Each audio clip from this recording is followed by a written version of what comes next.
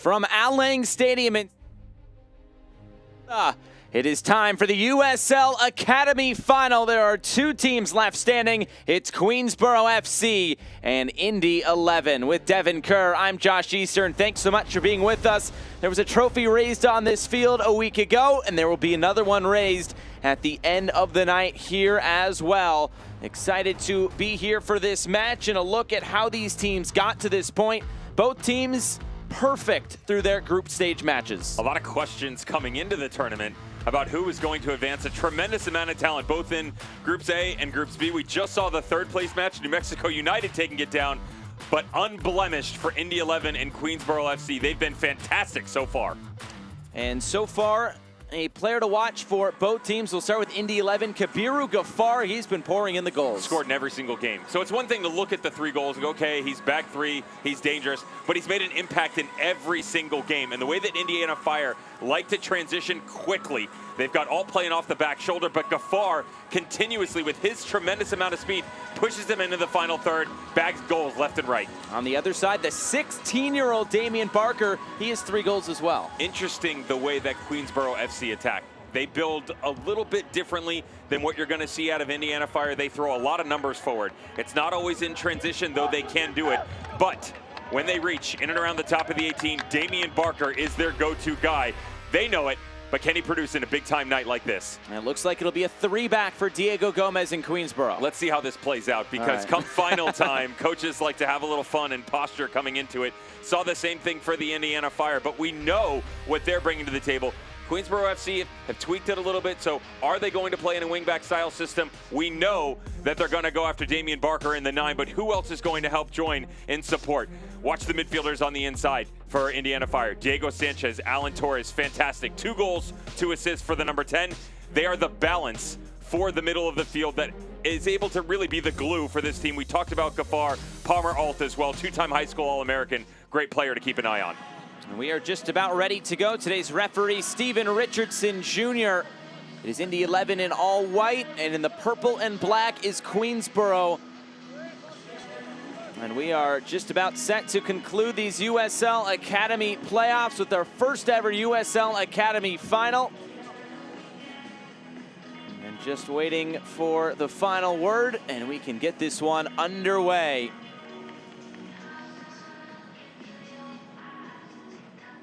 Big accomplishment for both of these teams to get to this point. We mentioned they were unblemished getting here through their 3 group stage matches. Queensboro did it with a game to spare.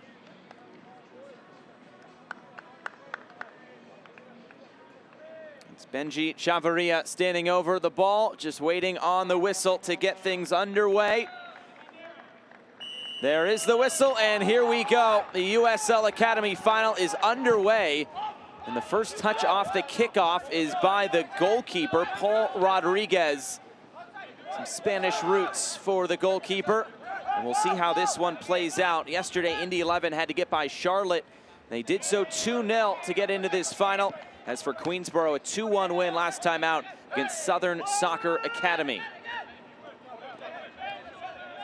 And here is the player to watch, Barker, taken off the ball by Alan Torres, who I think is going to have a big impact on this game today.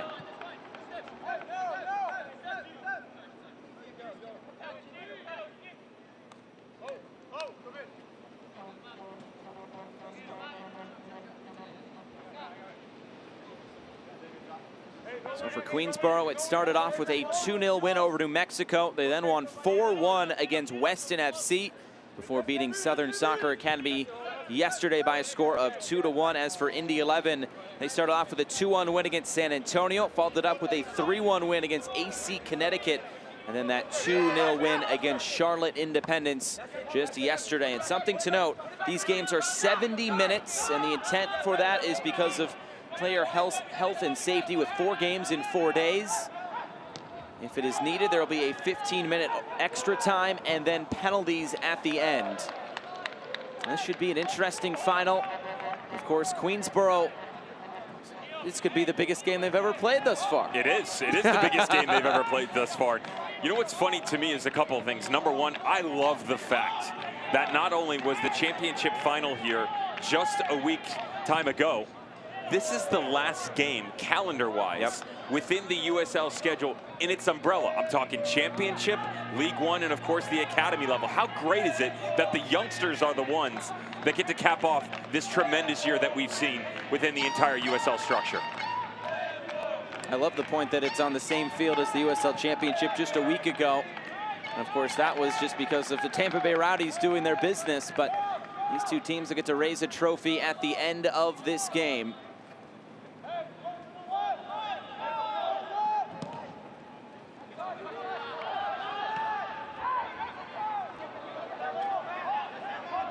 Tracked down in the midfield, that's Diego Sanchez. Played over the top, Gafar making the run. He was cut off quickly by Espinosa. Rodriguez, the goalkeeper, coming out to clear that away.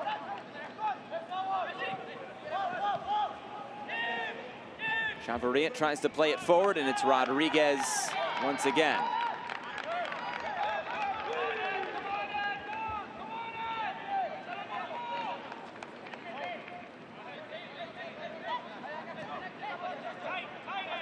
Diego Gomez, the head coach for this Queensboro side, said coming in, when we established this club, everybody was clear we wanted to build from the roots and from the bottom up. And we're starting to see that with new clubs when they pop up, is that they want to build that academy. We saw that with Inter Miami a little bit in MLS as well, starting that academy early on. And Queensboro trying to do the same, but they won't enter USL Championship until 2023.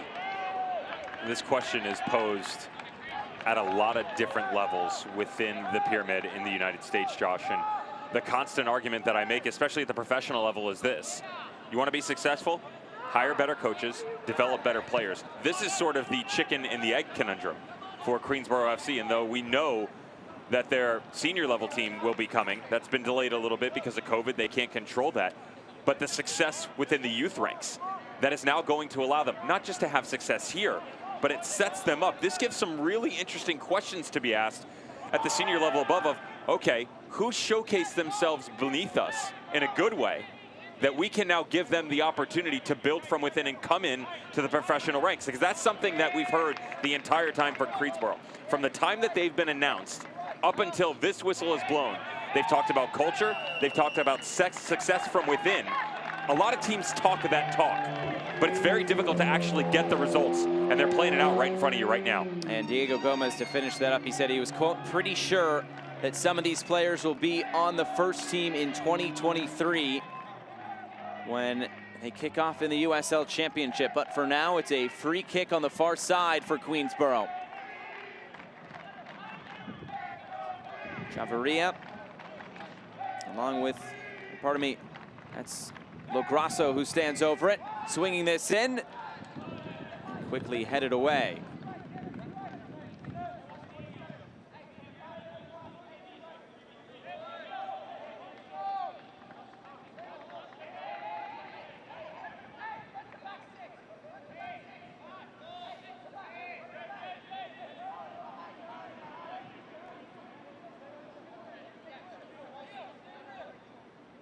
Trying to track down a soccer ball. There's one for Nestor Cabrera. Throwing into the area. Elias tried to bring that down, and now it's Alt who will try to clear it away for Indy 11. Trying to find some space. Whistle blows. This will be a free kick and a heavy challenge, sending Voiles down to the ground. He's trying to transition quickly here. We talked about what Indiana Fire would bring to the table in that aspect, and Ed Voiles trying to maintain that presence on the left-hand side. A lot of rotation so far for Queensboro FC.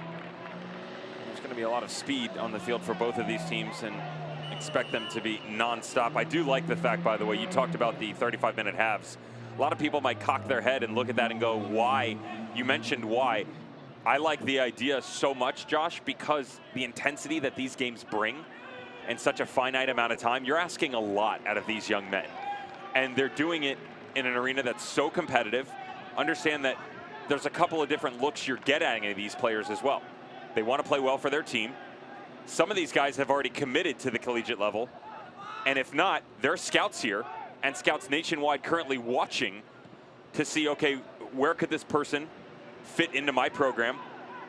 And for the younger ones, like a Palmer Alt, the two-time high school All-American, there are, rumors and conversations about him already that, look, the kid's 17 years old, right? He turned 17 back in April, and the coaches at the collegiate level are already saying, we want to see you at another level.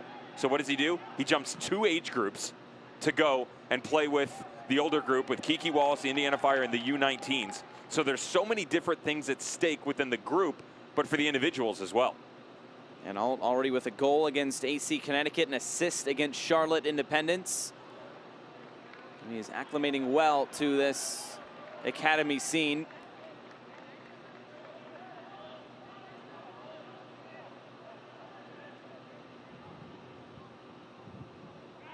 Long throw and play down the line for Lograsso. Lograsso still walking the tightrope on that far side. Now the whistle blows. It'll be another free kick coming for Queensboro. On the same side as well, Voyelles and the entire left flank for Indiana Fire trying to figure out how they're going to lock it down. Colin Mackey, just watch the right arm there, stuck in a little bit and then a little step up through. On the weak side help by Zacchaeus Revelorio. That'll leave a mark, right? Sure will. You got to make pen pals somehow. It's a nice way to introduce yourself. Who knows? Maybe some of these players will be on the same college team as Barker swings this in. And it's taken by the goalkeeper. That's Alex Svetanov. Made the bench 1 time this year for Indy 11 in the USL Championship. I know Bobby Edwards gave him a shout out on Twitter as well. I saw Bobby Edwards is working with their team that's out in California right now at another tournament. That's another thing that's so difficult to maneuver here, Josh, is you're taking so many different resources with the different leagues, the levels that you're going to deal with. It's MLS Next and USL Championship and ECNL in no particular order, mind you. But I was talking to Kiki Wallace about that, and he said, it's really hard for us not to overextend ourselves. So Bobby Edwards out with the group in California. John Bush, former MLS great, and Indy 11 first teamer a couple of years ago. Actually finished his career there. He stayed in the area. He's working with the young boys right now.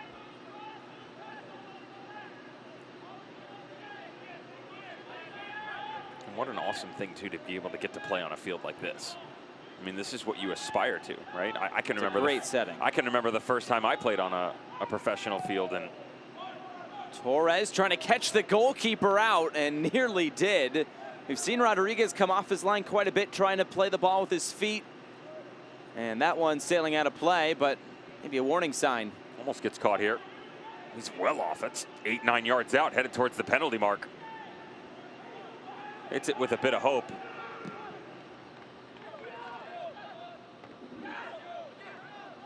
Possessed in the middle by Salguero. Here comes Queensboro into the attack.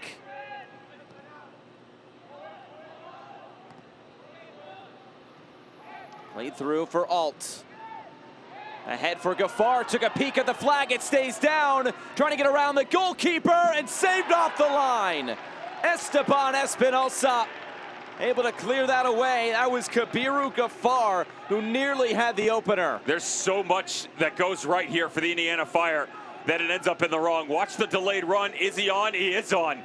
Well timed by their big man up top. And Gaffar, and he goes to work. Watch this touch. See ya. Beautiful touch around the goalkeeper. Rodriguez beat. But watch the closing speed. Perfectly timed by Espinosa right at the near post. And some pushing and shoving. It is a final after all. How good is that recovery run on the backside by Esteban Espinosa? He's got to cover so much ground there. 9 times out of 10, that's 1-0 Indiana Fire. In a game of this magnitude, that'll no doubt be a talking point through these 70 minutes.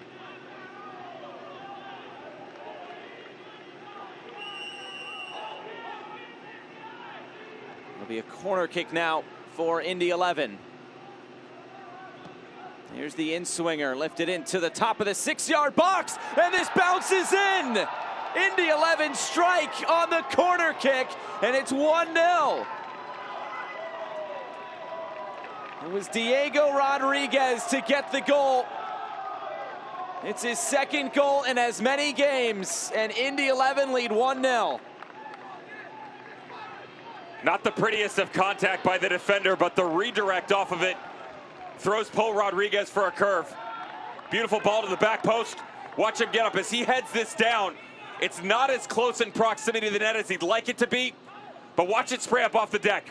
Goalkeeper thinks it's closer, cause for concern, has to stutter step, can't get up to it, not tall enough, but big enough of an impact off the back line to put them out in front.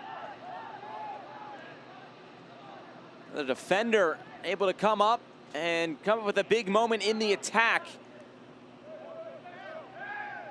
He got enough power on that. It almost hit the bottom side of the crossbar. And Rodriguez, he was sprawling, but not able to keep it out. I've been there too, both on the positive receiving end of it, where Josh, you go to hit it, it just redirects in the wrong area. But as it comes off it, it's still got a good amount of pace to it. And the little bounce up off the deck didn't do anybody favors in the Queensboro club. You saw the goalkeeper, he sees it hit the ground, and as he goes to take that initial step, he's too far off of his line, pushes him away, and just can't recover quick enough.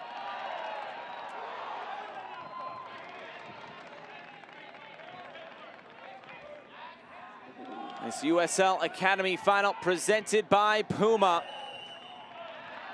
And this will be a free kick going back to Indy 11, so maybe some momentum after they nearly scored, and that ball was cleared off the line. They get the goal, and another look at that last play.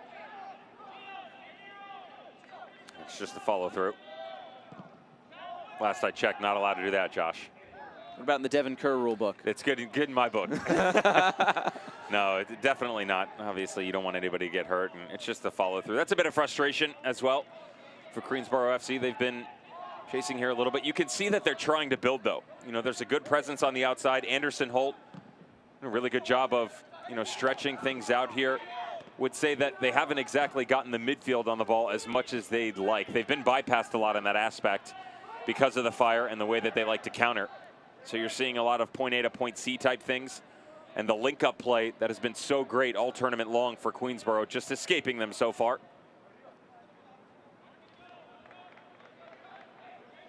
Maybe a long throw-in coming for Indy 11 now. Chavarria will, another teammate come over. That's Giovanni Leon.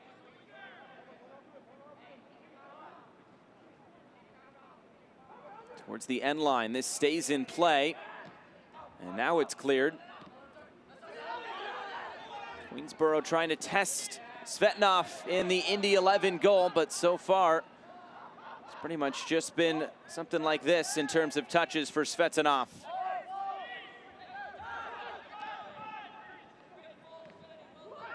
All trying to play it forward. Here's the captain, Elias.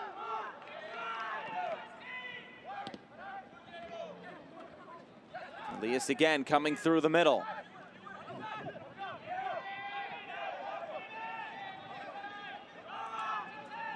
Good quick passing here from Queensboro as they work out of some tight spaces. 15 minutes gone in this USL Academy final. Good move. Getting into the area, and a big intervention by Mackey. He'll put this out for a throw-in. Tejeda's got great footwork. He's not lacking confidence either. Little one-on-one situation, numbers stacked against him. Watch him drop the shoulder, just trying to create something for himself right here. Boom. Change of speed, change of direction. Don't need a lot of room to work with in those situations, but you have to be very direct as to what you're trying to accomplish. Svetnov is able to get there first in front of Nicolas Vidal, who does have 2 goals and an assist in these first few games of the group stage.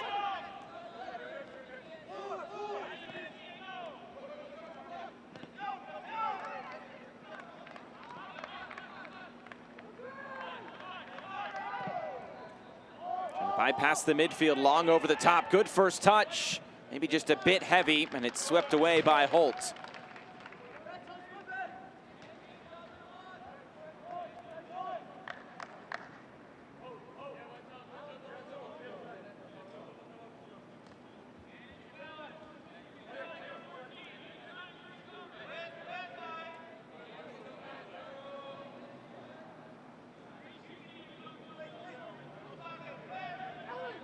Long throw in, played off the chest of Torres and straight out for a goal kick.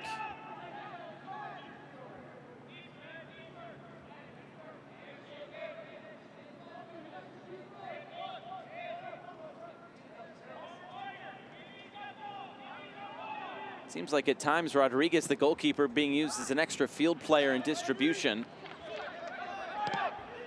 As Queensboro look to build. Indy very organized in that back four. Sanchez, there's Holt.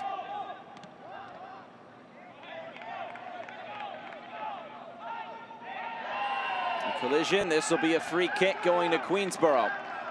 So far, you're not that far off either, the way that Queensboro have set themselves up. Holt, Espinoza are the constants on the back line, and if you watch number 27, Diarra, on that right side, he'll step up into the midfield and will really create two at the back. It's a lot like the way the Mexican national team builds, because Elias on the inside, you know, he sits as the 6 in the holding midfielder role, but he'll step back onto the back line, create a 4th defender spot for himself too. This cross sent in and straight out of play, nothing doing for Queensboro. Some very impressive movements so far, but as we mentioned, approaching the 20-minute mark, they just really haven't been able to put all of it together. It's not the end of the world. Go down early in a final. Even though everybody's pretty much on the road, you feel like it's a little bit further from home than normal because of the fact that you've conceded the lead this early. And sometimes it just takes longer to settle. This is a team that certainly hasn't really had to worry that much within this tournament. They've been in the driver's seat the entire time, and their head coach on the sideline will just tell his boys to settle a little bit, trying to find that structure on the inside. That's the biggest issue for them right now, is getting the midfield on track. Coming into this game, both these teams only conceded twice. Queensboro scored 8 goals, Indy 11 scored 7 through their first 3. Long diagonal. This will stay in play right at the end line. Or so we thought. AR has his flag up on the far side.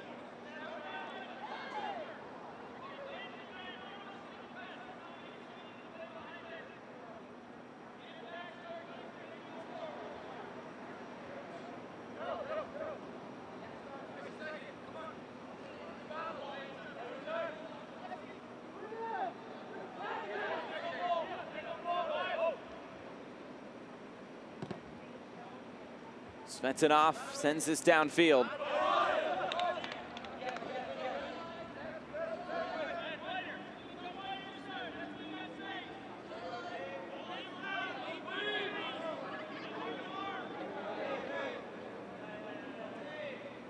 That's a much better look at defensively how they're trying to set up. I love Piero Elias, their captain on the inside. Watch the way that they pivot off of him and trying to make him be the little stepping stone going forward. The problem they're having is as he comes back defensively to help out along that either right or left shoulder for Esteban Espinoza, there's this void on the inside.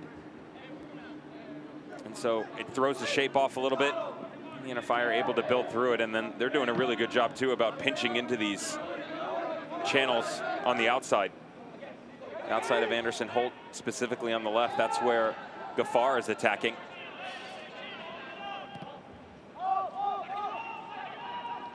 Diarra with the header down. Second ball picked up by Indy.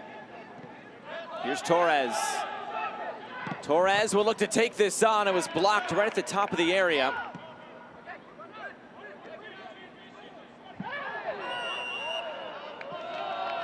A whistle will stop play. It'll be a free kick going to Indy 11.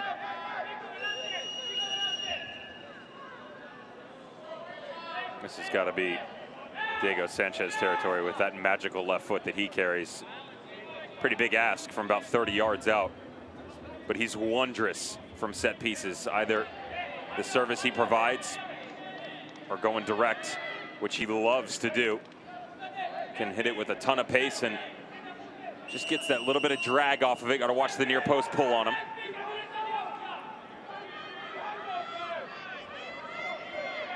Sanchez, and it's Torres.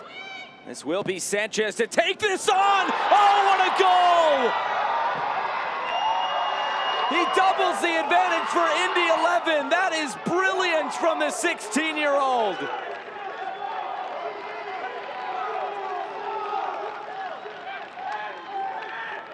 Told you. I told you, don't sleep on this kid's left foot. Saw him at a midsummer tournament, and this is what I took away. Great service, confidence, and set pieces. Those were the scouting notes on Diego Sanchez. Watch the left footer go to work. Plenty of pace, but was the precision going to be good enough? Gets it up, over the wall, and then moving away from the goalkeeper. Not much you can do if you're Paul Rodriguez to double the lead here. A moment of brilliance from the youngster Diego Sanchez. And an uphill battle for Queensboro to get back in this. Early birthday present for Diego Sanchez. 17th birthday, just a week away. I think he'd rather have the trophy at the end. No but more Christmas presents or birthday presents needed, right? That's the one you come back from winter break at school and say, hey guys, how was your time off? Got some silverware. Lee is trying to take that on the volley. Alex Svetnov really hasn't been tested in goal so far for Indy. Queensboro have not yet really broken down this Indy back line. Eventually this will be whistled. Go far with the foul.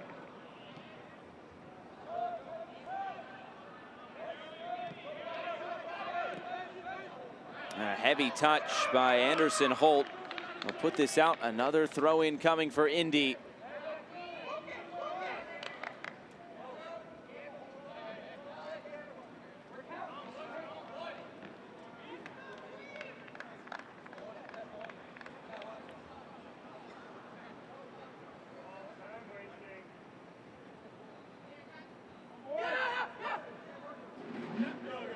Leon will throw this back in.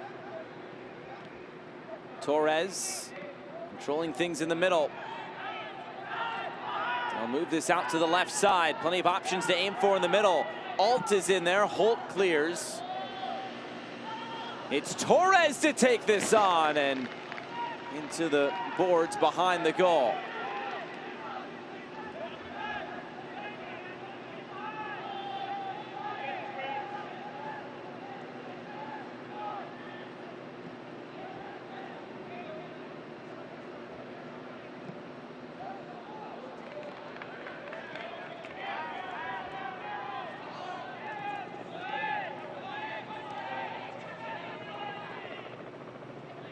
Here's Barker.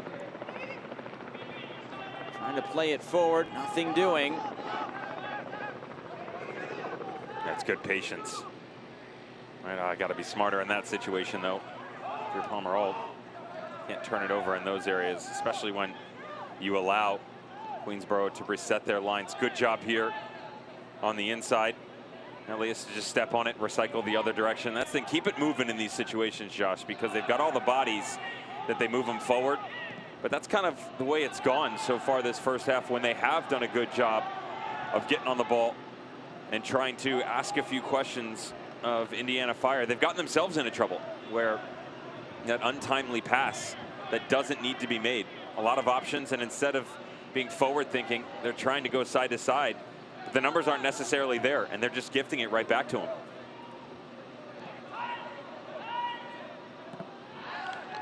It seems like there's some Spanish footballing principles in this Queensboro side. It's because they get their influence from head coach, technical director for Queensboro FC, overseeing pretty much the whole club, Joseph Gambao, who spent some time in the Barcelona youth setup as a coach. And of course, he will be the head man for the USL Championship side in 2023. They're starting to build this foundation at the academy level. I'm sure it'll trickle up into the first team. Ooh, watch out here.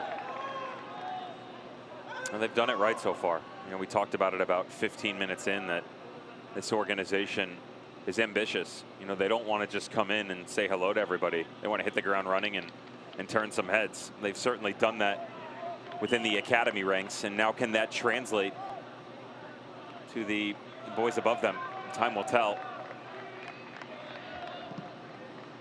Oh, which is great. They were kind enough to send some swag my way, so I was happy about that. There you go. Yeah, my son got a nice little ball at home, kicks it off the kitchen island. I let him know that that wasn't a repeating wall, but you know, in a year and a half, we're still struggling with our communication. He'll eventually learn. Then again, I don't listen to my wife, so I use the wall for the same thing. He's sent into the area, but the flag is up for offside.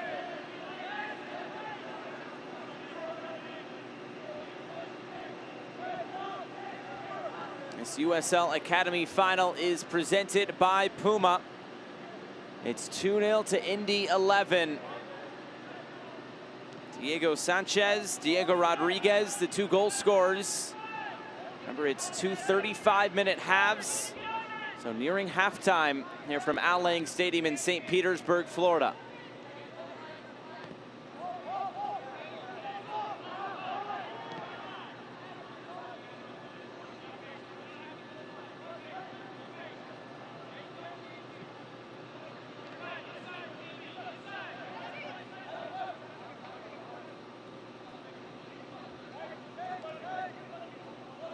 Methodical build-up again from Queensboro. Elias roaming through the midfield, able to break the lines. Something on here for Queensboro. Salguero wasn't able to get that wide. The clearance came into the middle. A reset right at midfield.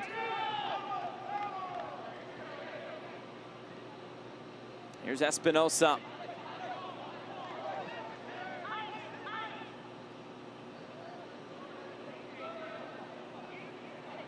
Diarra got that tangled up at his feet.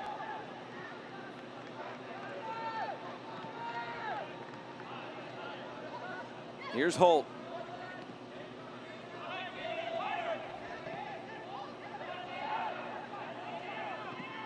Cross coming in. Diving header will clear this away by Mackey.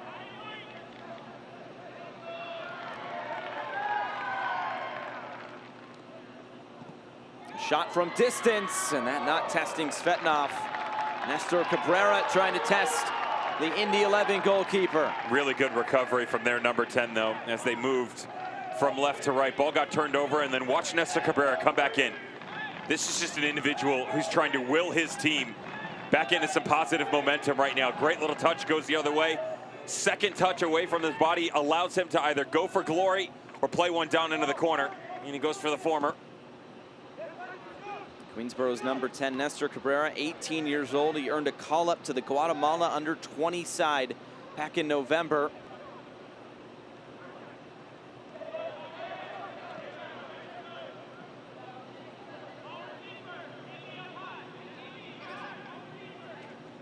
I like what they're doing, though, because the entire first half, they were chasing, right? And then once they did get on the ball, they struggled in their build.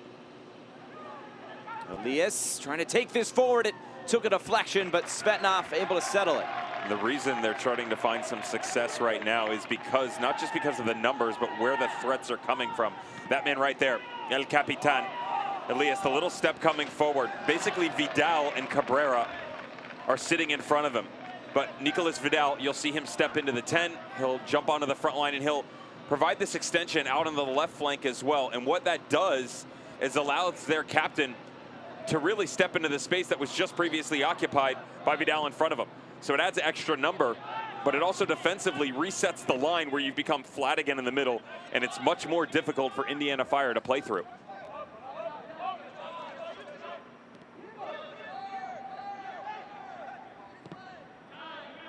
Sanchez moves it out wide.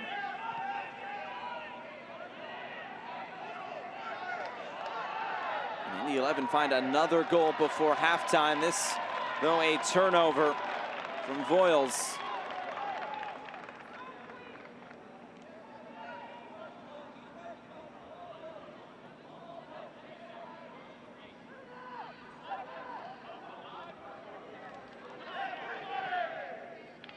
Gonna push this out wide. Here comes Queensboro into the attack. Sliding in, and then the clearance coming all the way over is Giovanni Leon. to knock this out of play. Also notice how much Mario Salguero, he had started really wide at the beginning of this half, and he slowly started to move to the inside. So those little steps we talked about when it goes from Elias to Vidal, Salguero now a third option as you move towards this left flank. The one thing you have to say about it is Damon Barker has moved well to the outside. He's not on the ball as much. One of their guys that's been very impactful over the course of this tournament, almost removed from the run of play right now.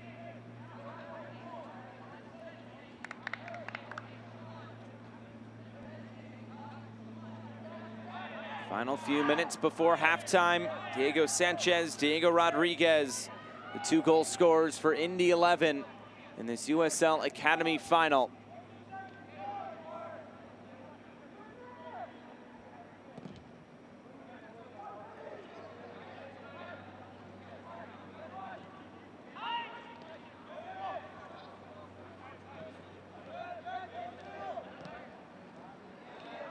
Plenty of possession for Queensboro in this opening half.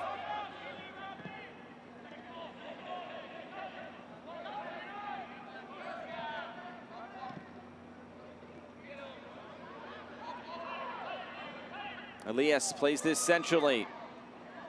One option to aim for in the middle, but this will be a foul and a free kick. There's Lograsso going to ground. He has 1 assist to his name so far in this competition. And a free kick now. They love to overload the inside spaces. Lograsso coming in, talked about Salguero coming from the outside. The step forwards coming from their captain, Elias, as well as Nicolas Vidal. Could it be just before halftime? This goal that gets them back on track. We saw one about 5 minutes in from this distance. Weren't able to get anything out of it. But a second chance opportunity for Lograsso isn't something that the opposition likes to hear. It's Barker who stands over it as well, but this will be Lograsso to swing it in. Holt is there, and he couldn't get clean contact on it. Still a chance. And this one out of play. It took a deflection. Corner kick to Queensboro. They're building some momentum here before halftime. Very clever on the back end of this. First on the header by Holtz. Unfortunate there's contact, and then Vidal toe poke, trying to pick out that upper corner. Good closure by the Fire. Barker an option short.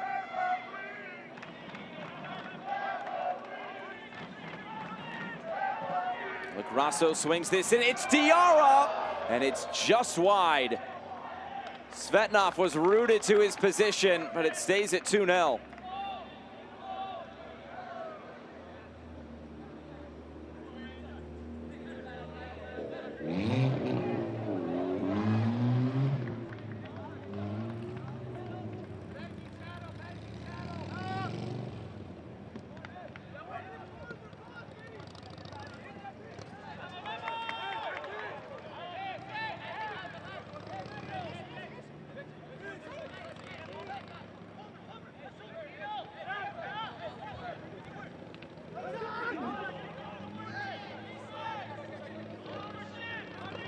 We get into stoppage time in this first 35 minutes.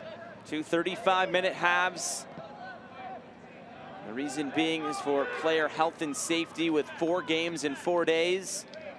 It's a lot of minutes on these legs over this weekend.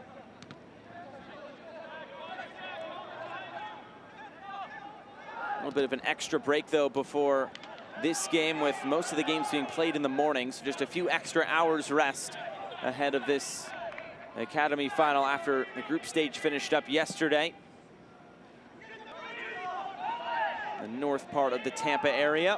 Here's Barker. Barker getting around and earning a corner kick for Queensboro. They've really built into this first half nicely to provide them some momentum come half number 2.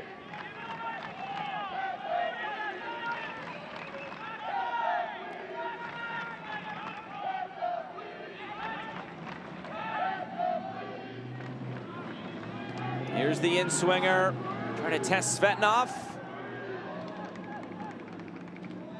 It'll be a throw-in again for Queens. They're trying to press forward and find a goal before halftime.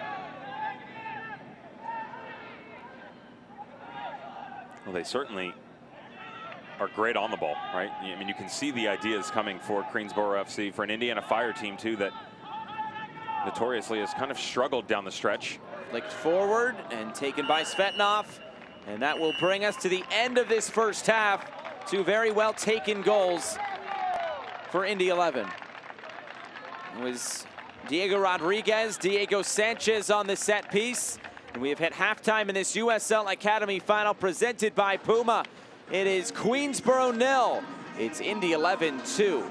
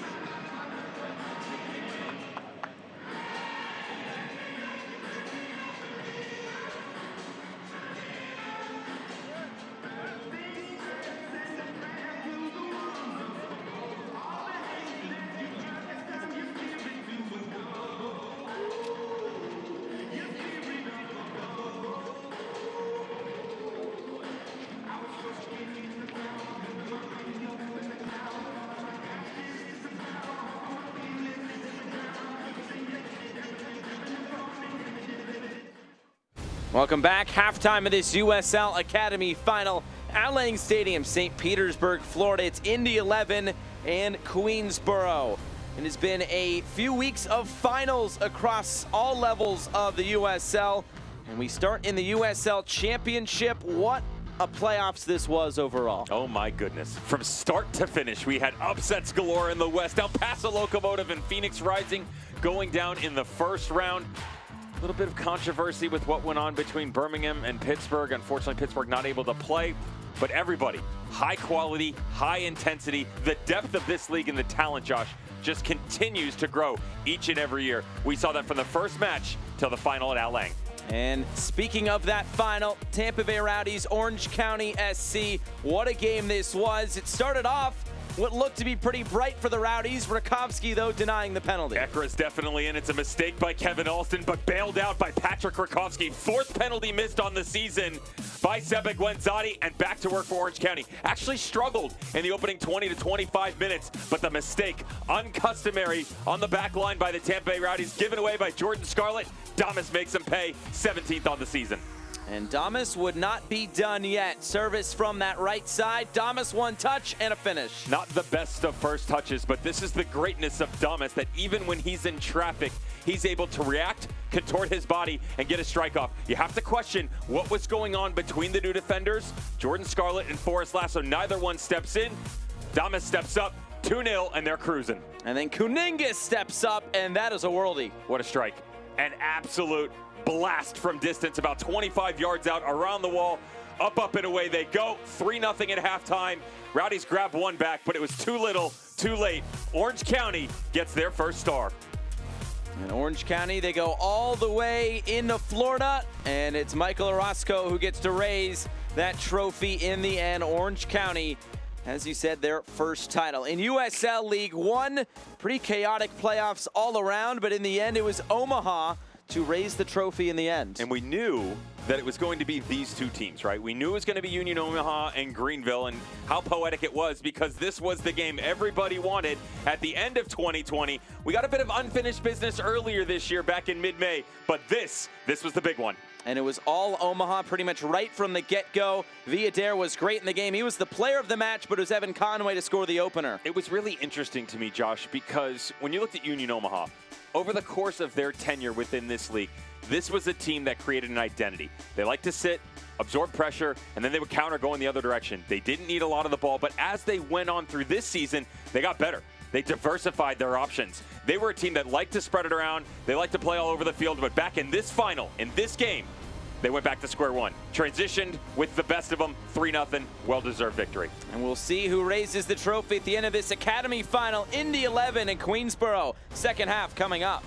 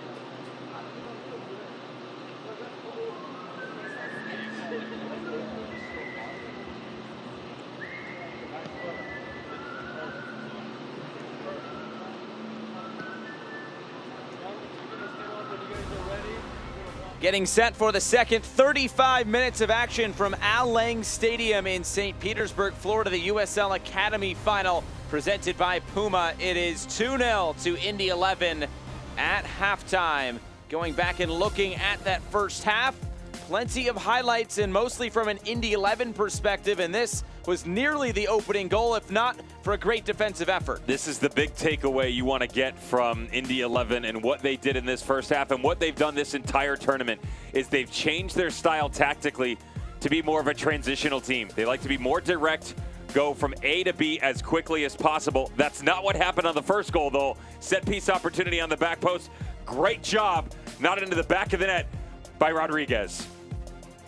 And this would set up another free kick opportunity for Diego Sanchez, and that's good at any level. Told you. I mean, this kid is something special. It's really easy to see in the run of play where he's really good, but when the ball stops and he gets an opportunity to survey what's going on around him, he can unleash with the best of them. There were a couple chances by Queensboro FC, and they really built themselves into this match as it went on.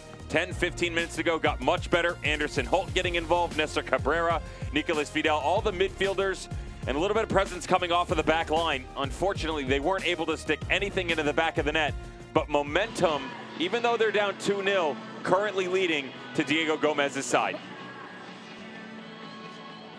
I was getting Miko Kuningis vibes on that free kick. Left foot. That was better. Wrong goal. That was better. That was better. It's further out.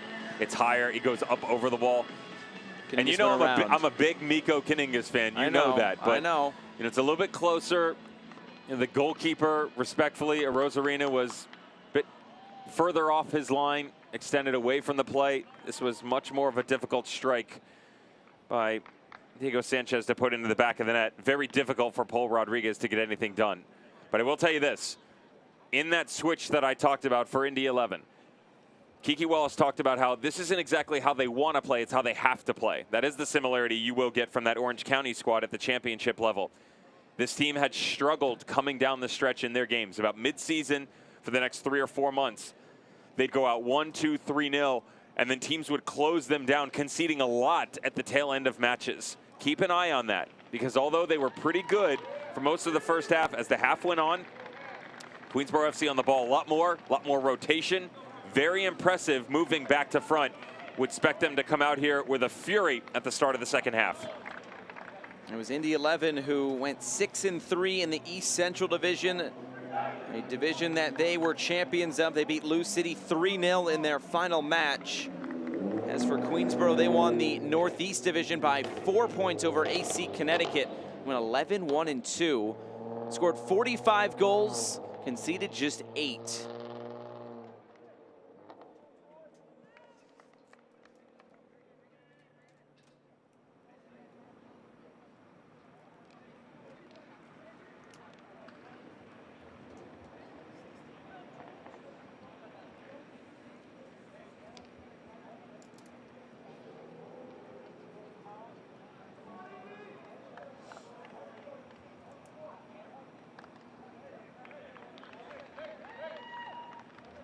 A couple of subs to tell you about. It's Gabriel Enriquez coming on for Matthews Tejeda for Queensboro. On the other side for Indy 11, Amari Folks coming on for Ed Voiles. And we are just about set for this second 35 minutes. 2 35-minute halves for health and safety of the players. It's their 4th game in 4 days.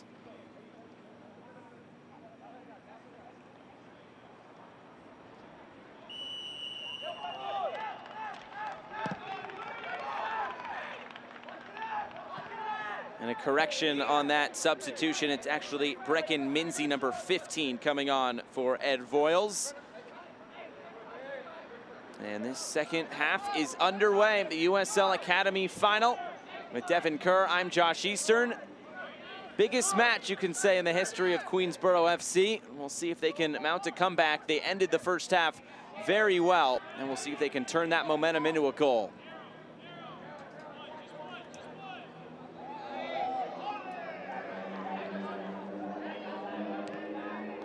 7 substitutions allowed in this game tonight. If we are tied after 70 minutes, we'll play a 15-minute extra time period. No golden goal, so we'll play the full 15 if we get there. If it's still tied, it's penalties. Check the little switch as well. Damian Barker, their top goal scorer, 3 goals coming in. Moved over to this right-hand flank. He was not as present as they would have liked to have been within that first half. Again, a lot of work defensively. He was on that left-hand side in the first half, had to track back a lot to try and help out, but so far to the outside, really on an island of his own. Can they get him more involved here in the second 35 minutes? Queensboro with a lot of the ball in that first half. There's a foul all the way in that far corner. Remember, that's something you got to think about constantly as a player here too, Josh, because going to the 35-minute halves, 20 minutes within a game that you don't have anymore, right? 10 minutes on each side. Of course, they shorten the games. Dang, I appreciate it. Normally I get that wrong, so I appreciate you calling me out for it. But the you know, the removal of that with the opportunity for these players to maintain the quality. Remember, these guys are playing 4 games in 4 days. That's not an easy ask, especially when you've reached the tail end of this final underneath the lights.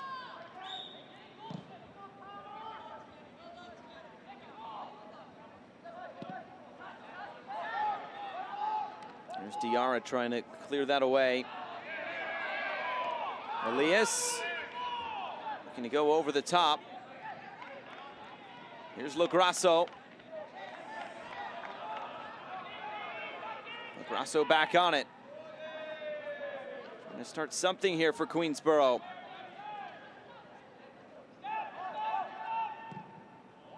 Cross coming in is dealt with in the middle. Still not completely cleared. Barker will keep this in play.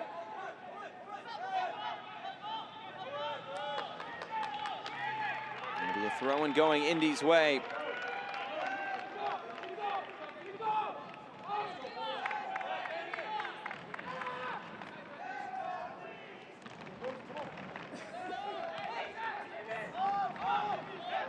Up over the top, Gaffar trying to make the run. Anderson Holt there to step in for Queensboro.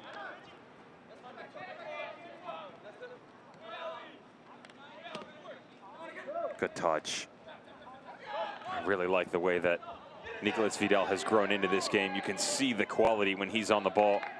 Both he and Matthews Tejeda, as the half went on, started to combine a lot more. Interesting little change, though. At the end of the first half, they were primarily using Vidal as one of the focal points on the left-hand side. It was Elias to Vidal and playing off of Salguero. Vidal a bit more of a location on the right side so far, just a couple of minutes in.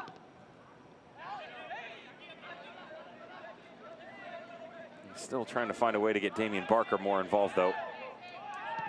That's too talented of an individual to remain that silent for so long within a game. Looking for Lograsso, instead it's Alan Torres for Indy 11.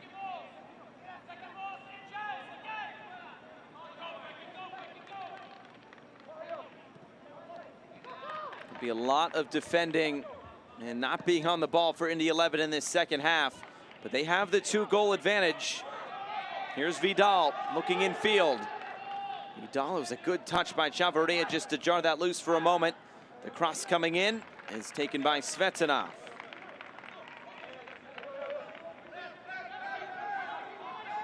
I don't think I've ever asked you this. Did you play growing up? I did until high school. Okay. So you stopped in high school, correct? I stopped I stopped before my freshman year of high school. Got it.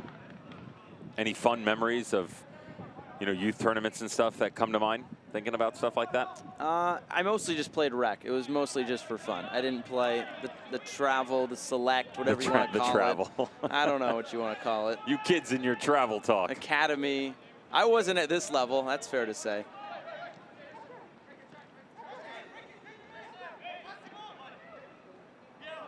I did have a pretty nasty injury, though. I'll save everybody the details, but... That's not good. It's amazing the quality and the level that these young men bring to the table.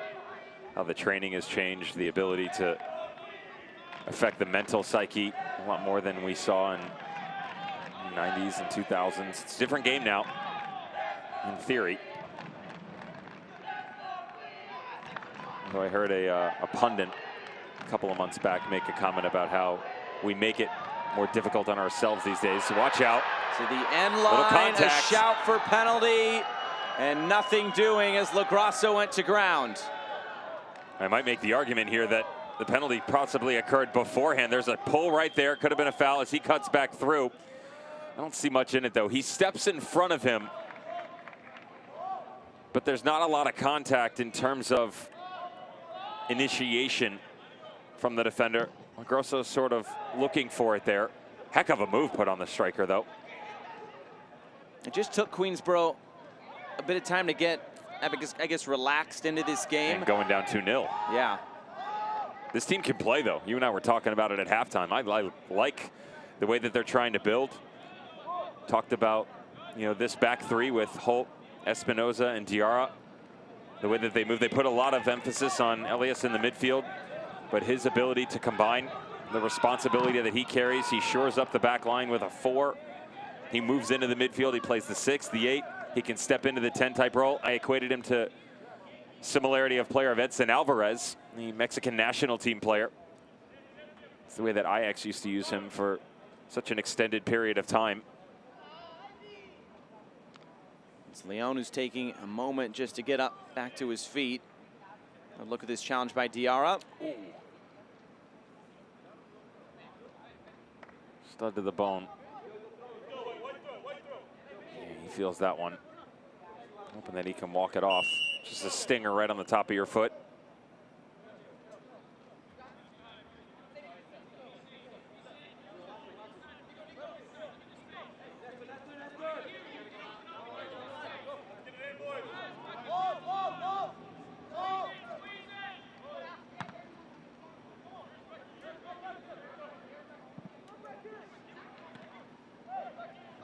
Torres trying to track this down for Indy.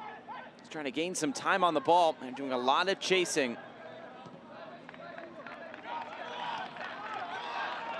Here's Barker trying to get involved a little bit more in this game. Barker moves this along. Salguero in for Barker, and just a bit too heavy. He rolls out for another goal kick, but good movement again.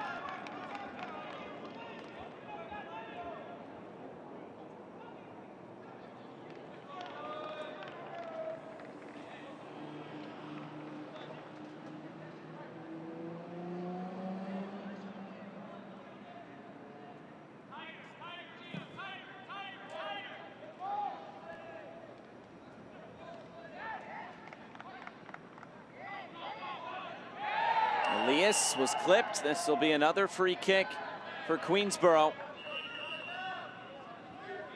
It's a much better job here from Queensboro FC in combination play. Doing a good job unbalancing the two guys on the inside, Diego Sanchez and Alan Torres, two starlets for Indy 11. Cross coming in. Barker was waiting for it. Instead, it's knocked out of play. Another corner kick coming for Queensboro.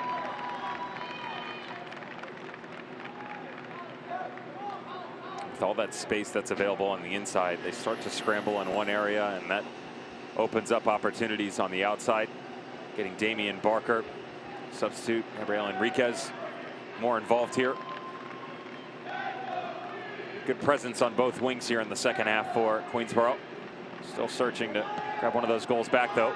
Enriquez swings this in. Svetnov through traffic, punches it away. Vidal looking to track it down. Elias out for a throw-in.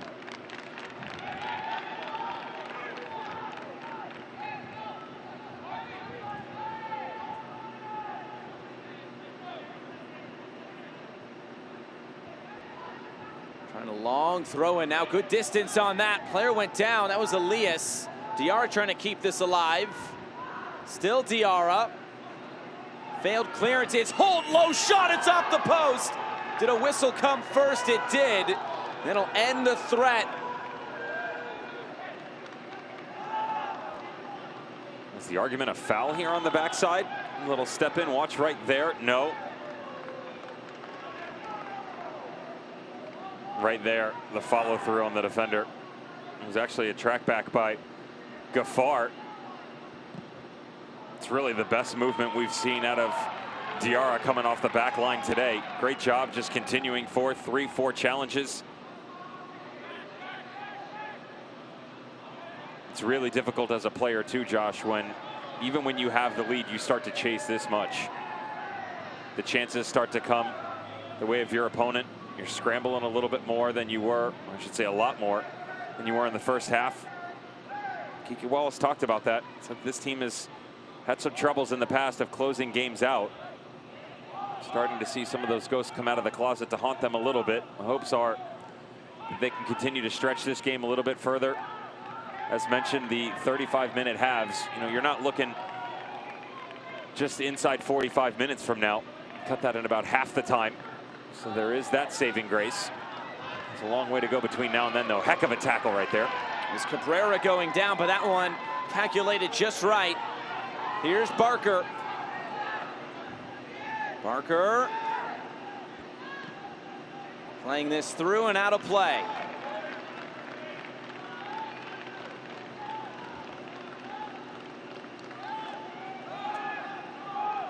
There'll be a substitution coming.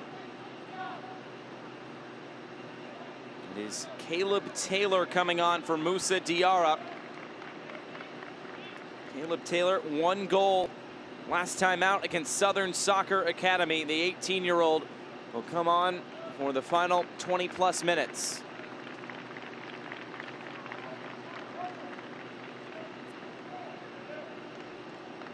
I love this color scheme, by the way, Josh. I was going to ask you about that. Are you a fan? Are you rocking? I do like with it, yeah. Yeah, I'm with it. You know, we've known about what Queensboro FC, from an aesthetic standpoint, was going to bring to the table, but getting opportunity to not only see some of their gear at home, see it up close and personal in these matches. This is really cool stuff. It's different, but it's not a confusing different. It's not one that you look and go, oh, that's kind of weird. I like it. It's a soothing color. Yeah. Is it fuchsia? Is that the color we're going to describe it as?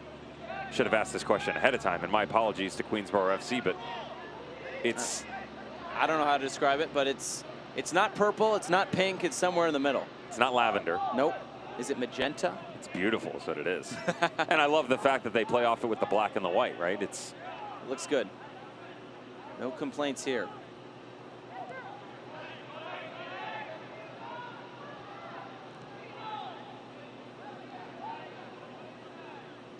I just think it's going to be awesome to have a team just outside of New York City. It'll be a great atmosphere. They did a great job with the release of their branding.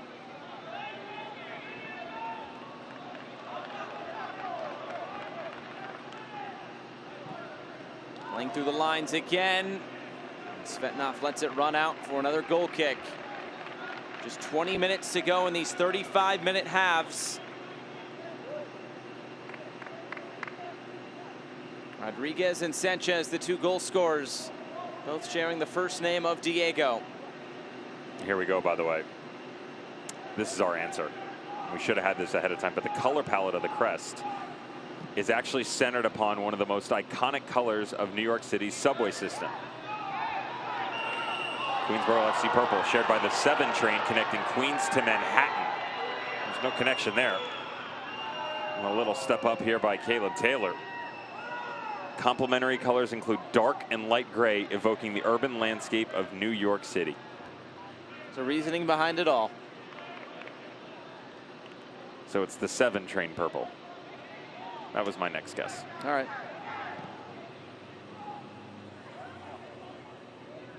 You see a goal in their future?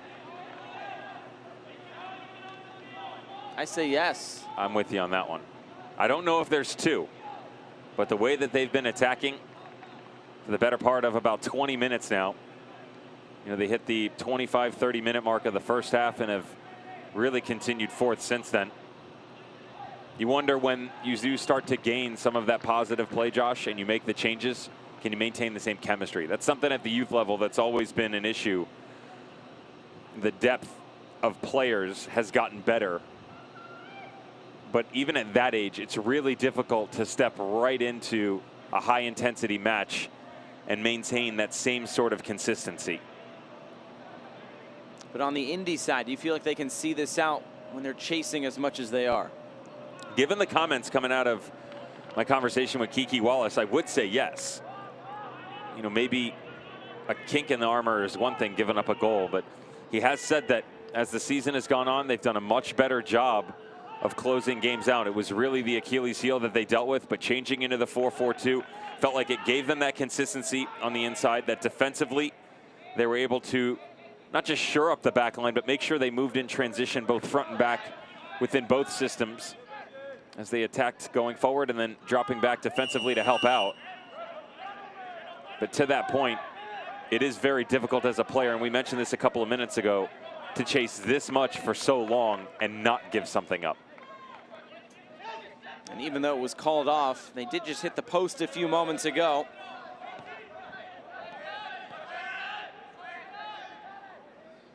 Elias starting this attack for Queensboro with under 20 minutes to go.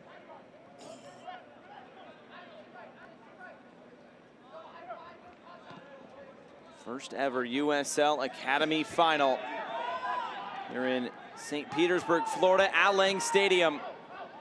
Barker trying to race to the end line. He won't get there.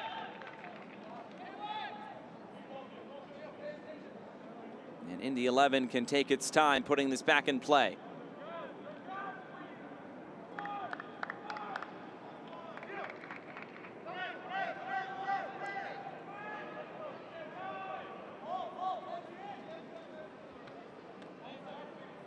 We talked about it a little bit in the first half, Josh. How cool is it that they get an opportunity to come into Al Lang, the fortress that is the Tampa Bay Rowdies, set the North American shutout record. Remember, North American, not just USL Championship. Previously set by the Houston Dynamo in the mid-2000s. Now the Tampa Bay Rowdies, consecutive minutes, games without conceding a goal. Eastern Conference champions 2 seasons running, falling just short in the final 2, Orange County SC. But this is what, as a young player, you aspire to, right? The opportunity to go and showcase yourself at the national level. These young men, 17, 18, 19 years of age, getting an opportunity to do so. College coaches watching, both on site and from afar. This cross out of play. When you think of stadiums around the USL, this has got to be high up on the list of pretty unique venues. Well, think about the iconic nature that it carries with it. Yeah. Right? It's not just what the revamped Tampa Bay Rowdies have done. You know, in the USL Championships in 2017, this is a team that going back to the 70s was so successful, such a long period of time. Massive names have come through this organization, and though the identity has changed over the past couple of seasons, the ambition is not. It's always looking for the next star above their crest. They have 2. Thought they might have had a 3rd this season. It came up a bit lame in that area, but all these guys are going to look at it and go, you know, could I be like a Forrest Lasso? Is Sebastian Guenzati and the opportunity? Or does their vision carry something maybe a bit further? I want to get an opportunity to follow suit of a player like a Jonathan Gomez from Louisville City to go play in Spain. You know, guys like Tyler Adams, who played for Red Bull 2 back in 2016, of course, doing great things at the club and international level for the United States men's national team. The path is there now, and it's much more apparent than it was in years past. And that's interesting because Phil Presser had some interesting comments. He's the Indiana Fire Academy Technical Director. He said, with the USL Academy coming to be, he said the summer used to be the off season for these players, and now the summer is filled with a complete schedule and more training, which increases opportunities. And he thinks something like this could be used on a larger scale to influence development across the state of Indiana, even outside. And it's great that this USL Academy is providing those opportunities at all levels for these players. Especially with the current setup of what the seasons look like domestically within the United States, right? So heavier workload, but that gives you more of an opportunity to go showcase yourself. And with a spotlight on you, Josh, Now you're going to get players that get chances to go play for the senior club. So you get Alex Fetinoff, who is on an amateur contract, still retains his eligibility, but that was his third-string goalkeeper this season at Indy 11, right? A chance, so you're playing with, you know, the older squad at the youth level, but you've done so well for yourself, but now you can go play with the big boys. And what usually was a lighter load in seasons past, now all of a sudden, it's no longer a glimmer of a thought that you could go play. It's a much easier transition. That high intensity, constant training regimen that is there and will be there for Queensboro in the future makes it much easier for coaches to look and go, okay, you know what? We'll grab him because he's done well for the youth team and they can bring him up. We've seen that across the USL platforms in a ton of scenarios. Sacramento Republic, San Antonio FC, all of those guys with opportunities to grab some of the younger players and come and take advantage of those chances at the highest level. Just to finish up that point, you look at the college soccer landscape in Indiana. You have Notre Dame going to a college cup. Of course, you know what Indiana can do. Even some of the smaller programs, IUPUI, Evansville, Fort Wayne, a lot of good programs in the state of Indiana. As this corner kick curled in, dealt with by Valorio. Here's Barker. Barker just hasn't gotten as involved as I think Diego Gomez would have liked in this game, trying to move him around though in this formation to get him more touches. Another cross coming in. Second ball on the bicycle kick, it was missed.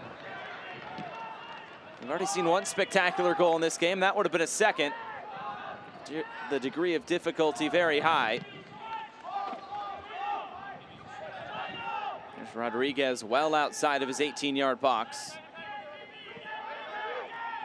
Good with his feet.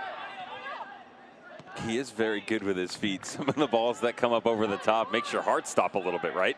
He knows what he's doing, but he's filling in right now. It looks like he's the second center back. Well, especially the way that they like to play, because they push Elias in the 6 so high at certain points in time, and Esteban Espinoza spreads himself thin where he'll try and link up with the midfield and push this tempo quickly going forward. There's a gap on the inside, so Rodriguez can fill it if needed. Here's Vidal. May not be the tallest player on the field, but he's causing plenty of trouble. This will be a corner kick.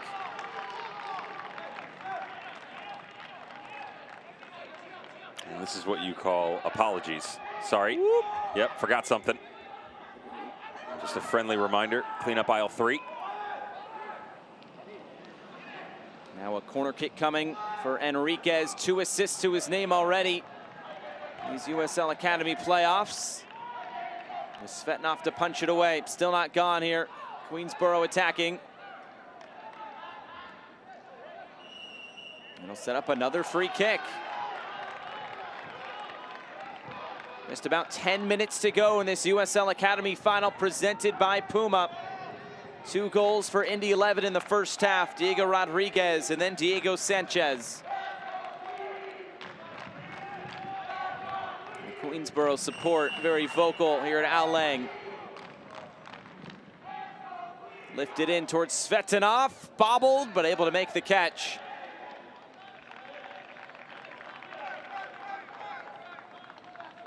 Svetanov didn't really catch this at its apex, but John Bush, who's, as we mentioned, former Indy 11 goalkeeper, been helping him out, now director of goalkeeping for Indy 11, will still be proud because even though he does drop it for a second, it's a good recovery, both hands on the ball. And with the Queensboro player on the back shoulder, it's a really good job to not only catch it, but take it to ground with him. Play down the line. Here comes Queensboro again. Options waiting in the middle. Bouncing in for Barker, who takes this on the first time and skies it out of play.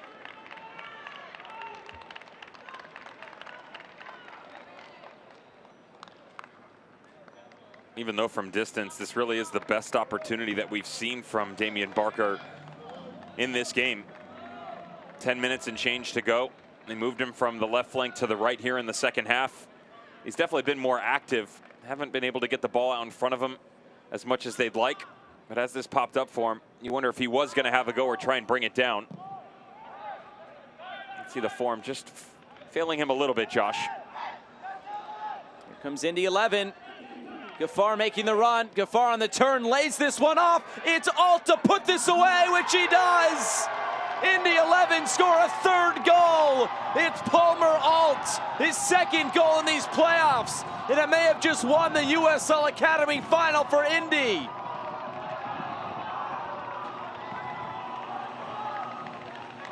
The conversation coming into this game from Kiki Wallace, I've got two big-time strikers, and they are a great pairing. We can go more direct, and we're confident in it. Can those words have rang more true than this combination play right here? Great job by Gaffar, unselfish on the backside of it. Notice the one-on-one presence, could have easily spun this to the inside and let it fly. Instead, he sees the trailing run. Palmer Alt, the two-time high school All-American. Wallace said that he's been on his radar since 2013. The opportunity to showcase himself at a higher level finally gets the chance, and it's paid its dividends. I don't have the stat in front of me. There haven't been many shots from Indy 11. That could be one of their first of this second half. And they make it pay off for a third goal. A chance right back the other way. Svetnov just enough on that to deny Caleb Taylor. It's been a lot of chasing in this second half from Indy 11, but they're 8 minutes away from hoisting a trophy. This curled in a bit too tall. Grasso setting it right back in, looking for a little backheel flick. Enriquez can't find the frame of goal. And a goal kick back to Indy.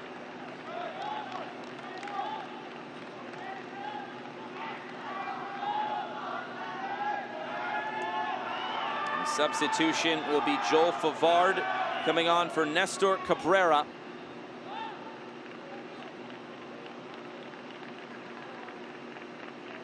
They'll take it right here. Think about that, though.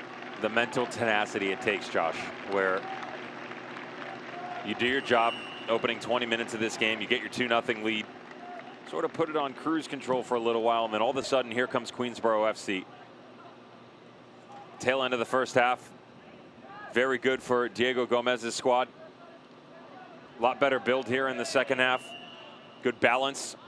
Attacks on both the left and right flanks. Finally started to see a little bit out of Damian Barker. Good play from Grasso. And as much as Indy 11 have had to chase here in the second half, they continued to fight through it, even though they gave up some looks here and there. When they get their one opportunity, they have 100% been effective on the offensive side of the ball, even if only for that singular entity here in the second half. Sitting on a 3-0 lead with just outside 5 minutes to go. I'd say they bookended this game very nicely.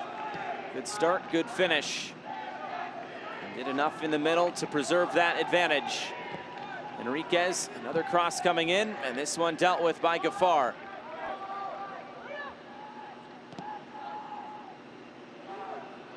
All played in and punched away. Nice from distance and out of play. Little shout from Alex Svetnov on the backside.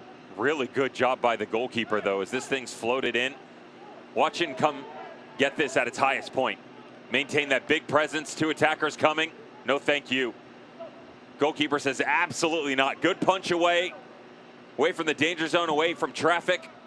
Textbook goalkeeping.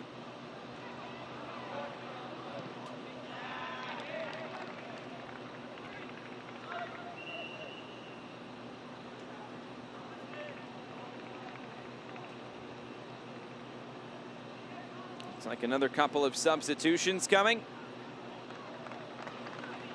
Now it'll be Amari Folks coming on, this 16-year-old wearing number 16, replacing Benji Chavarria. It's a really good story, this young man as well. Hasn't started a single game this weekend. Kiki Wallace talks about him as the unsung hero because he was pretty much penned into the lineup this year. But with their tactical adjustment, only room for two midfielders, He's an 05 that's starting for the 03 team. He's a leader.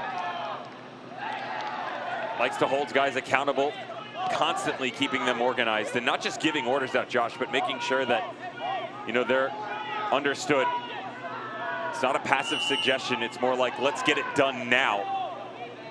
And the way that they gave the analogy to me, which they did it to the player as well, was quite interesting. And I said, Amari, are you familiar with baseball? And he said, sort of.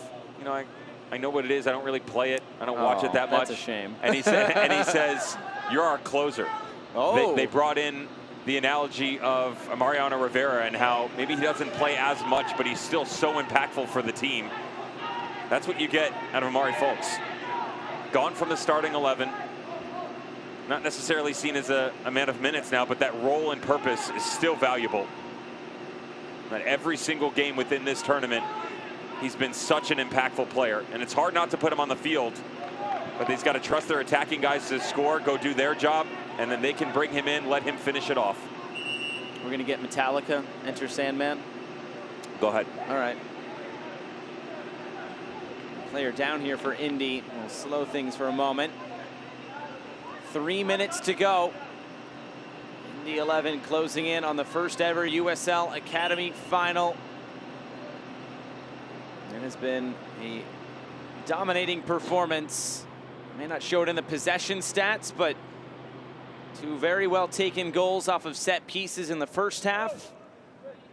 And really their first big chance of the second half, they were able to convert.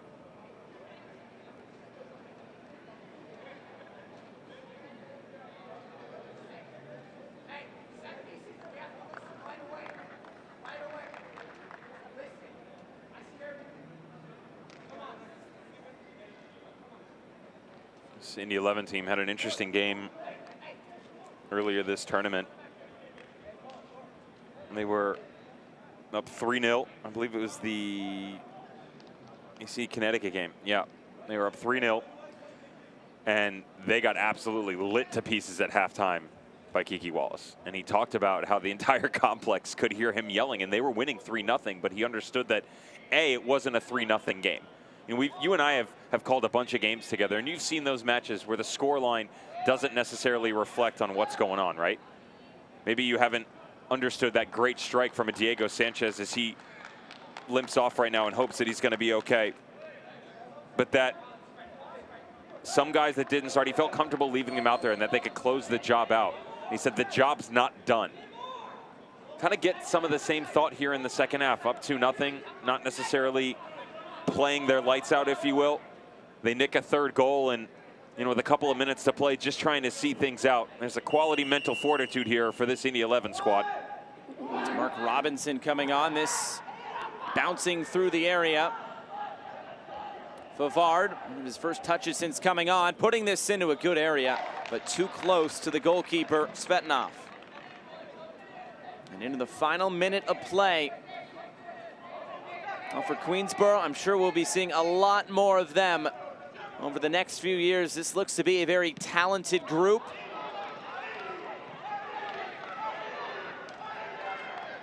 Play to the end line, clip back into the middle, a failed clearance. And Leon will calmly play this out.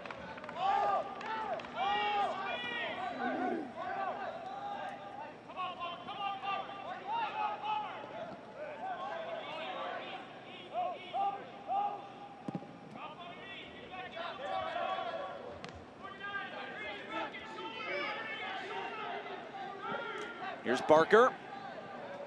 Can't find the finish there either.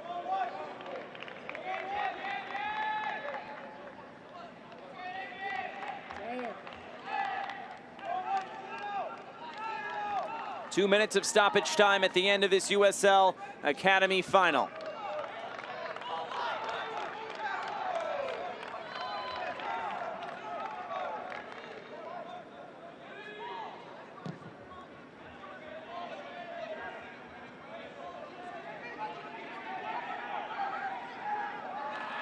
Far battling forward.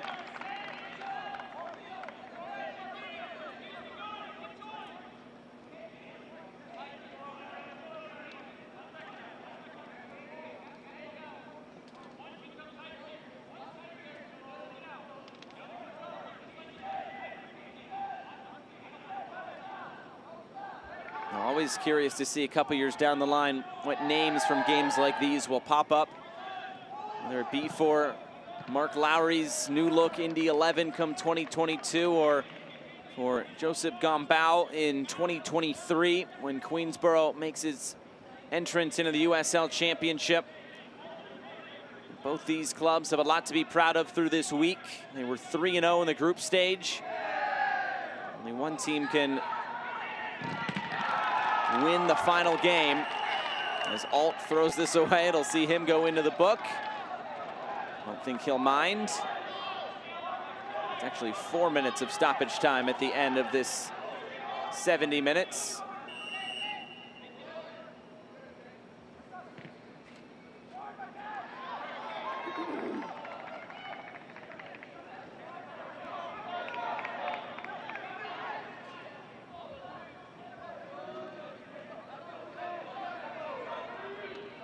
Long throw in.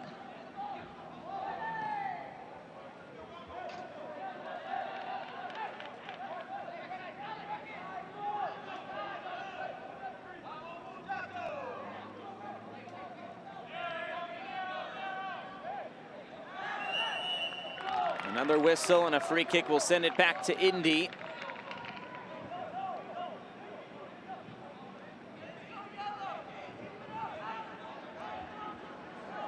Another substitution coming for Indy 11. And it will be Alt coming off, just picking up that yellow card.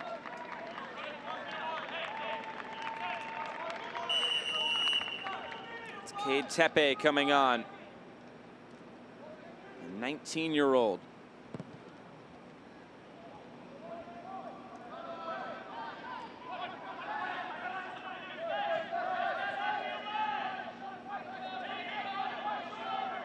The final minute of stoppage time before Indy can celebrate. Another trophy will be lifted on this field here in a matter of a week. Salguero for Barker.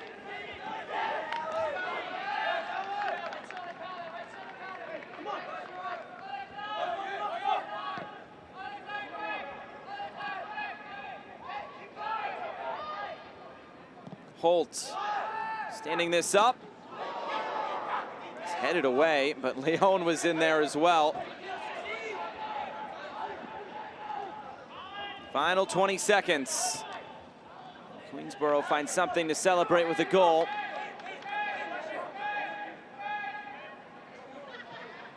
Here's Espinosa, one final opportunity at the end of this final.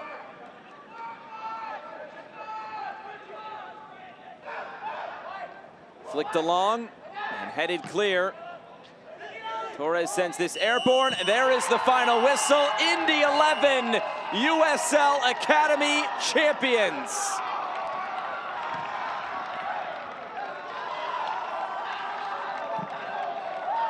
A thorough performance tonight at Al Lang Stadium. 3 goals and well-worthy champions.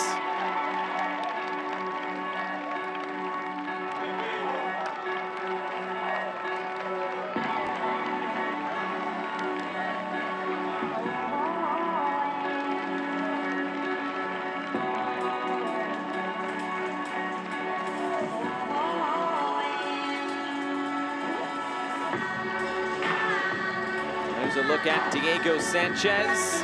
He is our Puma man of the match. Scored a worldie of a goal back in the 22nd minute.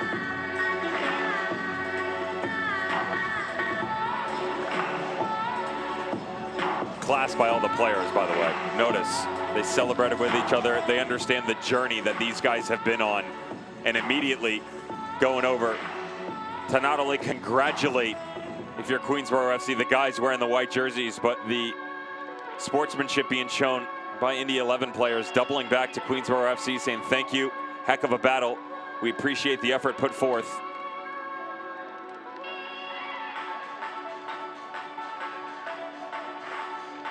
And a word on Queensboro for a minute. Some comments by Piero Elias, their captain. He said, "I was proud of representing my neighborhood. I was proud to represent the community. so much what this Queensboro club will be in the future, but tonight it's all about the boys from Indianapolis. Indy 11 able to win this USL Academy final by 3-0. And they'll be celebrating all the way back to Indiana.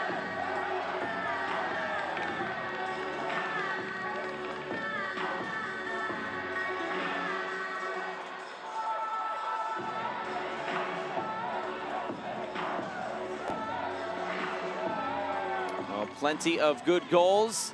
There's a JF on those gloves. I wonder if that's Jordan Farr. We'll have to do some more research on that. But here are the highlights.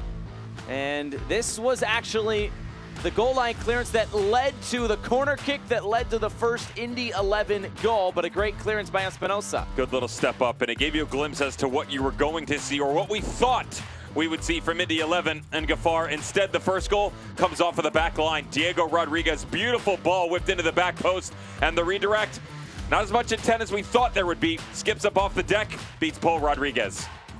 And then a foul to set up this moment from Diego Sanchez, and what a goal. Special. A week shy of his 17th birthday produces something spectacular from the midfielder, cruising at 2-0. Indy 11 were heading into halftime. A couple of chances for this Queensboro side. This was actually called back for a foul prior to the shot, but it just shows you they were knocking on the door. There was a sustainable wave here of attacks coming from Queensboro FC. They finally got their midfield on it, and talented they were. But it all broke down as the second half started to go on. A tremendous amount of pressure sustained by Indy 11. But that's the thing about them. They understood that defensively, they were capable of doing it. They simplified their system, dropped into a 4-4-2 as the season has gone on. It has suited them well. And on the smaller fields within group play, they get to play on a bigger field now.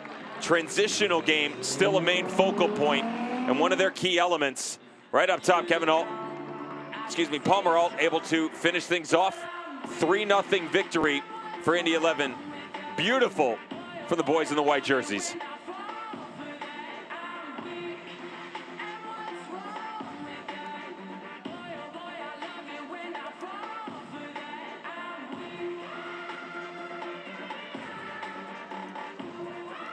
We will stay with you. We'll see the trophy presentation. They'll also give out the golden boot, the golden glove, and the golden ball from the USL Academy playoffs. 8 teams in total making the trip here to Tampa, or the Tampa area.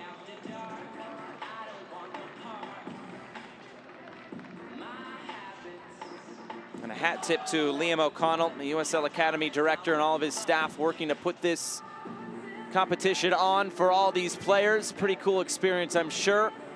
And one down, many to go. There's a great vision put forth by USL in its entirety, but you have to have someone that's willing to follow it and do it blind at certain points in time. Liam O'Connell coming in, very difficult that they basically started this through the pandemic, and yet they were able to see it out, be successful from within. Take a look at the championship squads and what their younger teams look like beneath them. Difficult enough with stoppages of play due to COVID-19 in the 2020 season, and yet here we are. An extended time from there.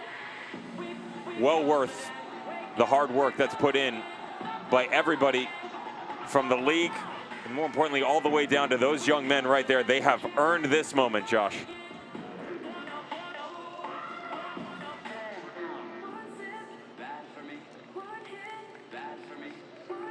Just waiting for the trophy presentation. The trophy and all the winners' medals, along with the silver medals, are waiting to be handed out to Queensboro and to this Indy 11 side. We're gonna find out if those are Jordan Farr's gloves. I know, I want to know. I saw the JF, and I was like, oh, that's gotta be.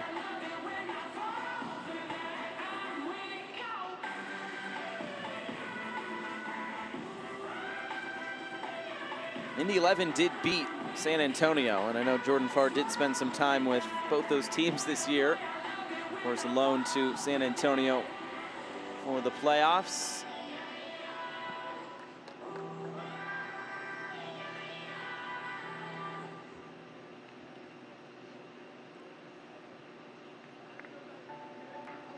Players lining up.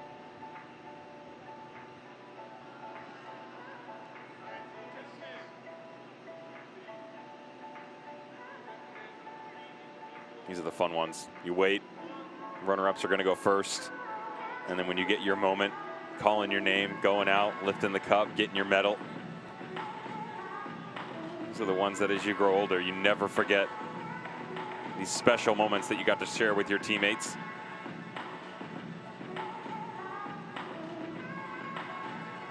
For Queensboro, though, it's got to be so painful to have to stay on the field. It's obviously great to get the medal, but I'm sure they're a little bit bummed about the last 70 minutes. This is also a growing experience that people have to go through, right? You're not going to win every single thing in life. No person ever does. There's some disappointment somewhere. And as great as a tournament as this has been for Queensboro FC, this is still a learning situation for them and the coaching staff. You know, tactically, where did we get it wrong? Where were we missing the presence on the field? Were our energy levels off? What could we have done differently? And that letdown, how do you now recover from it? Because at the youth level, I won a ton of stuff, Josh. I mean, that was the most successful in my career that I'd ever been. And, you know, most people, when they go to the professional ranks, not everybody gets to hoist a trophy or wear a medal. Most don't even get a chance to play pro, right? Yep. So you look back on it, though, and how do you get better as a player? Because a lot of these young men still looking for opportunities to go to college, still aren't even near going to college. Because remember, you got a lot of young players on the field right now. You know, there's 2004s on the field. We talked about Diego Sanchez for Indy 11. Although he's on the Victoria side, he's 16 years of age. So he's in his junior year of high school. And so you've got players looking around as young men, not just players, but individuals trying to develop. And mentally, this takes a toll on you, but it also makes you stronger. There are moments that you look back on and go, guys, remember that time when we cruised through the group stages and everybody was talking about us and it didn't go well throughout the final? Let's be better than that. Let's go and win this time around. Let's make everybody recognize that Queensboro FC is a team that is going to be feared, and that loss was just a one-off. We want to be one of those teams that is going to be a talking point nationwide. And although they fell just short tonight, I promise you, they'll be back. This is a group that I guess gets to create some of the first history for this Queensboro side. There are the 3 Golden Glove, Golden Boot, Golden Ball trophies that will be handed out.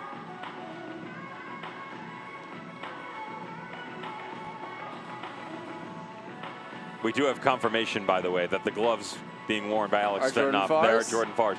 Sweet. There's, put it this way, they were gifted to him. Okay. The condition is a bit unclear. Hey, you just want him a final. That's okay. Hey, I'm taking it either way, right? There you go. Something special on those gloves. Of course, the man Jordan Farr, netminder for Indy 11, injury earlier on this season, still double-digit appearances and highly regarded by his peers around the USL Championship. Didn't he win the championship save of the playoffs? Pretty sure he did. Yeah. There you go. It's something I didn't see. On loan to San Antonio FC, east to west.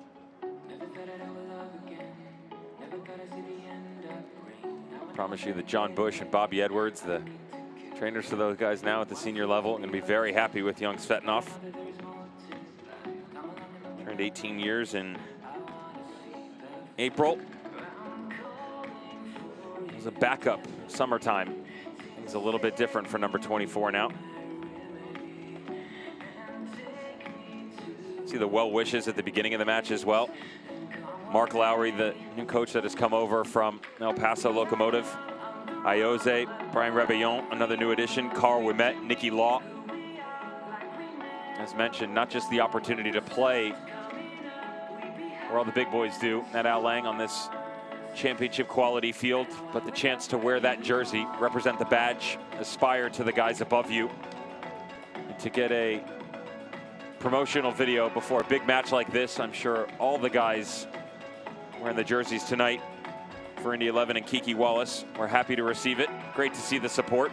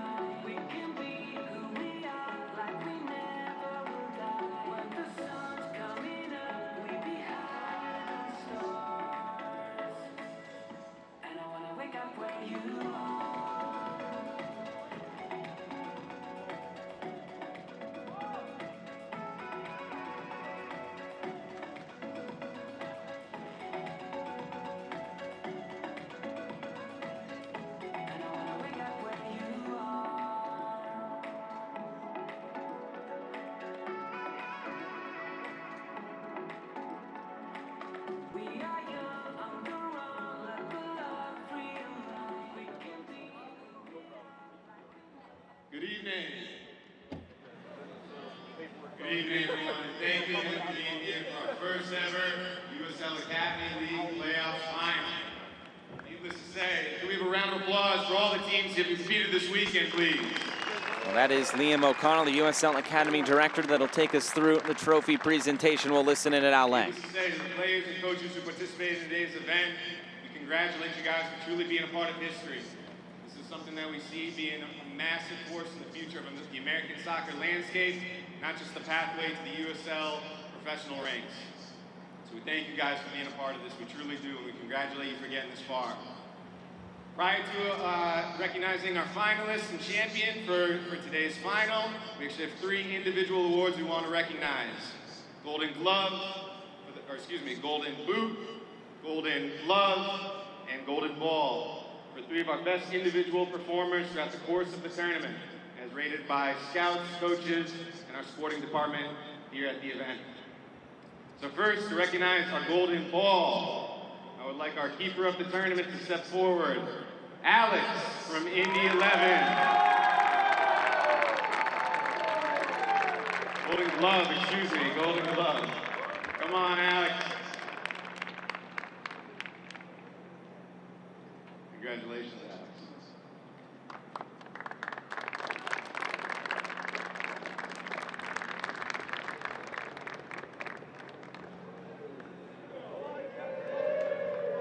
Alex has 2 shutouts in 4 games, including no goals allowed in the final today.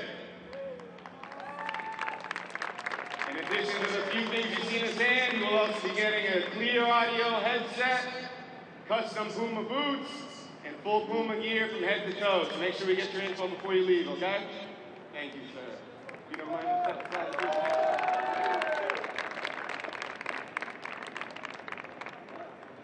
Next up, coming down to the wire, literally the final goal scored today, we have our Golden Boot winner, Kabiru Gafar, KB, scoring 3 goals and an assist and playing in all 4 matches of the tournament.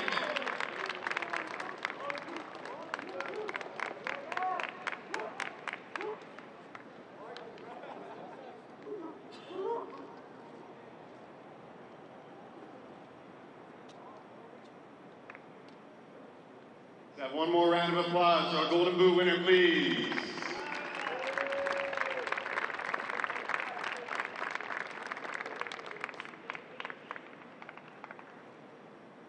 And last but certainly not least, our tournament MVP and the recipient of our first ever Academy League Golden Ball. This young man exemplifies everything that we want out of the USL Academy program, and it is the reason behind we built this whole platform.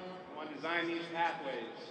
From New Mexico United, I want to recognize Christian Nava. Come forward, Christian.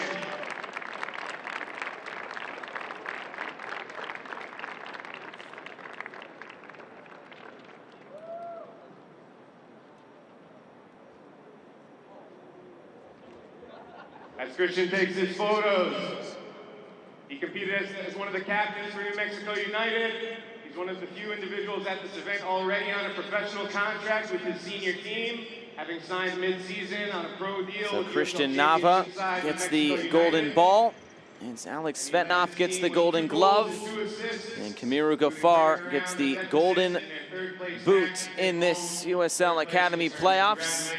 Queensboro will get their medals along with Indy 11, and then the trophy celebration as well. All very deserving individuals, and on the backside of that, you heard Liam O'Connell talking about what it was like for a player like Christian Nava. New Mexico United in late August announced that they signed him to his first professional contract, 17 years of age, and he was the first player in New Mexico United Academy history to complete the path to the professional ranks. So started young, worked his way back up through, had 5 appearances for the senior squad this season. That's what they're looking to do. They're trying to find a way, not just New Mexico United, but Queensboro FC, Indy 11, all of these guys trying to find a way to not stoke the fire, but take all of the assets that you have within your community and use it to your advantage. You want to provide that pathway to pro. You don't always want to have to go out in the offseason if you're the professional team and search through the transfer market window and find new players when you have them right underneath your umbrella. You know, you get guys, if you're Indy 11, like a Sanchez or a Torres. If you're Queensboro FC, a Lagrasso up top, Damian Barker. There's so much talent within your own region. You don't need to look afar. And finally, within the United States structure and the pyramids that exist, teams are figuring out ways not only to do it and take those players, Josh, but to be successful doing it. Because it's one thing to just grab those players and use them. It's a whole nother to continue to develop, provide proper resources, and give them the advantage to be the best players they can be so that you can produce the results at the highest level within your organization. Indy 11 President CEO Greg Stremla saying it's part of our vision, it's part of our mission statement to build an academy system that can be that feeder program to the first team level in the USL Championship. It's a good moment for all of these players.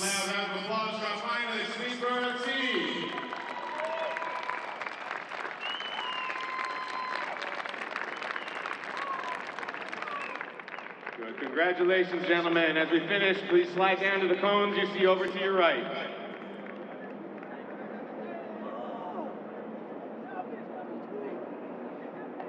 Ready to go home? Last but certainly not least, I would like to recognize our first ever Academy League champions, Indy 11. Gentlemen, please step forward, grab your medals first, and then organize yourselves behind the champions banner.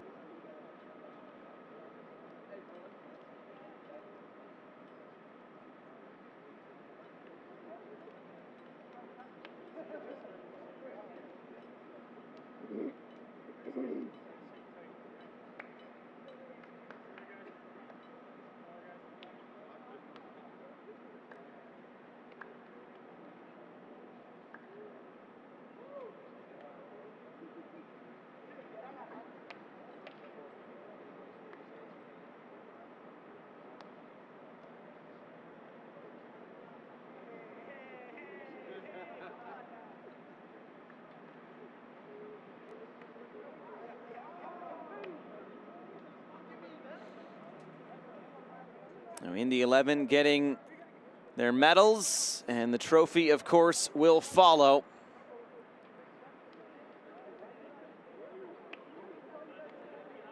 Alan Torres, the captain of this Indy 11 side. Expect him to be the one to bring the trophy over.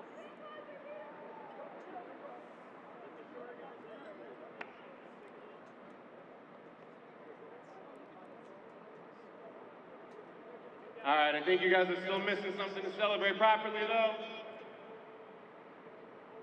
And the trophy being brought over now.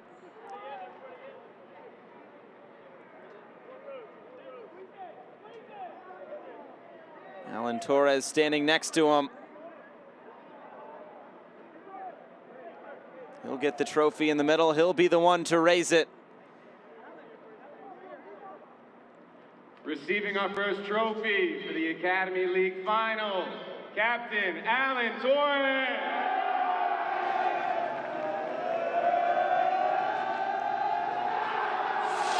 Indy 11 USL Academy champions.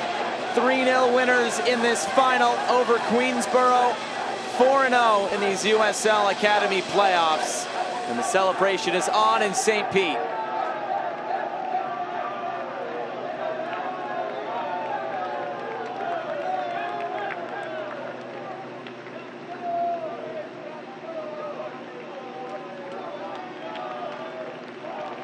The celebration will go all the way up to Indianapolis for this team and these players, these coaches, the whole organization.